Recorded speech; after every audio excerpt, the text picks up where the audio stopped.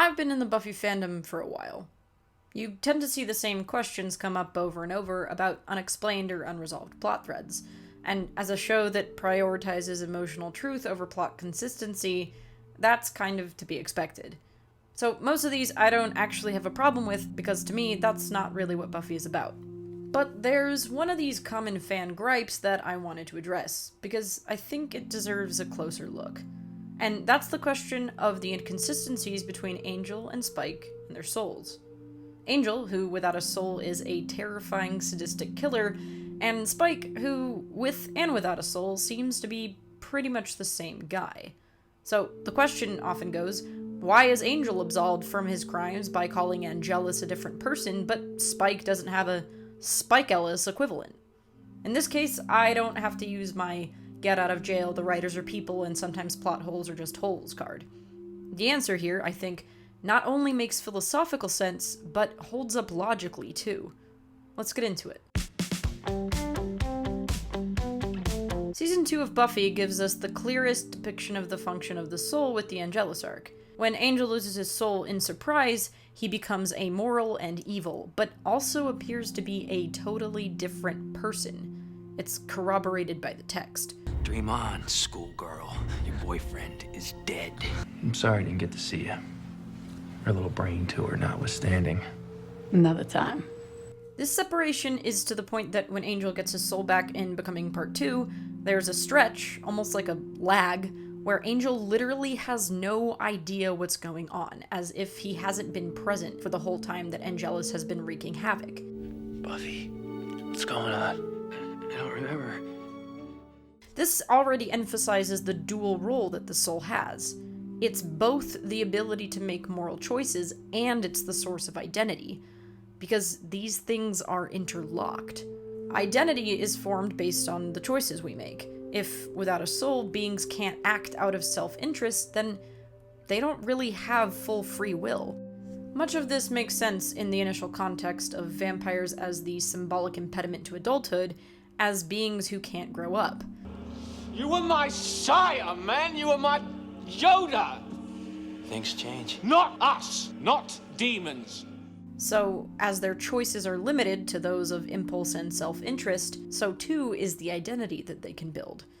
How many times can we look back to 5 years ago, 1 year, 6 months, and think, I barely recognize that person? It doesn't negate responsibility for mistakes we've made, but in the time that we've reflected and made new choices, we've evolved into new people. With Angel and Angelus, this takes a metaphorical, dramatized depiction of two literal people sharing a body and memories. But I don't think this invalidates Angel's guilt over Angelus' actions for him or for the audience. He's responsible because he feels responsible. Just as we might not be that person anymore from an earlier time in our lives, it doesn't mean that we don't feel responsible for those actions. In fact, it's because of them that we're the person we are today.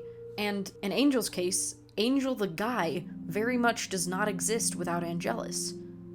In the metaphysics of identity, the Ship of Theseus is a thought experiment that raises the question of whether an object that has had all of its components replaced remains fundamentally the same object. It goes something like this. The Greek hero Theseus had a ship that was kept in a museum, and as the years went by, the wooden parts of the ship began to rot and were replaced by new ones. After a century or so, every part had been replaced. The question, then, is if the restored ship is the same object as the original. Then we ask ourselves, what if the removed pieces were stored in a warehouse, and eventually technology cured their rot, and those pieces were reassembled into a ship? Is this reconstructed ship the original ship? And if it is, then what about the restored ship in the harbor?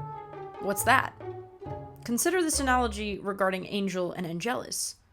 These are those two ships.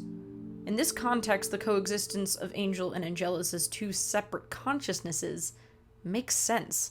Orpheus raises a few eyebrows for this portrayal, something that we hadn't really seen before, but I read it two ways. First of all, this is a dream, so it's all metaphysical.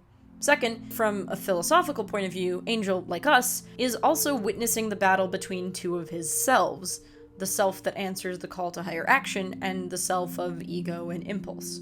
When he lost his soul and got it back again, we might theorize that as the moment that the Angelus model ship was reawakened after its 200-year slumber. Ahoy there! Finally, if we understand choices and the identity we build from them are interlocked, then every choice that has made Angel Angel is metaphysically embedded in the soul itself, which we've seen has some degree of tangible properties.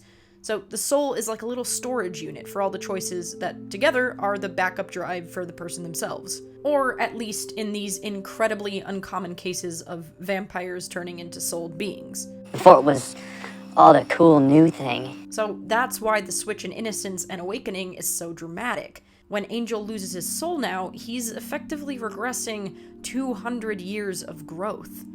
This also explains why Spike pre- and post-Soul isn't as distinct as Angel and Angelus are. It's an uneven comparison. Pre-Soul Spike and Spike with a soul for a few weeks is different than Angelus and Angel with a soul for 150 years. The soul is just the ability to choose. It isn't immediate goodness. In fact, post-souled Angel is actually more similar to post-souled Spike. It just happened a long time ago. So instead of looking at it like a switch of Angelus to Angel and vice versa, it's more like a continuum of 4 people. Liam, Angelus with a soul, and the Angel we know in the shows. Angelus getting a soul doesn't restore Liam. Liam is dead. He's also not Angel yet. He's Angelus with a conscience, but a conscience alone doesn't make you a good person, nor does it change you unless you let it. If the soul automatically made you good, it would be meaningless. Post-souled Angel isn't a spiky-haired hero. Because I'm the Dark Avenger. In the scene in Darla, where he tries to rejoin the Fanged Four, he's basically the same person. He's only got these Angelus-flavored choices defining who he is. The only difference is now he's able to feel bad about it. He repeatedly tries to rejoin Darla. He tries to convince her that he's what he was, and he wants to be that because that's the thing he's been the longest. Even after he accepts that he's changed, we see dark, angry 50s disdain for humanity Angel let a paranoia demon feed on the Hyperion Hotel. After brooding some more and eating a 5-second rule dead guy off a diner floor, he ends up wandering aimless, eating rats. Even with a soul, this Angel isn't this Angel. Change takes time. I find it all very relatable. None of us are demons who lose our souls, but with every choice we make, we are replacing parts of ourselves, building that new ship. That's why we might cringe at past behaviors and beliefs, and oh god, did I really say that? Was that me? That's a good thing. If we find our old mistakes embarrassing and unrecognizable, that means we've grown. And I think that's kind of the point.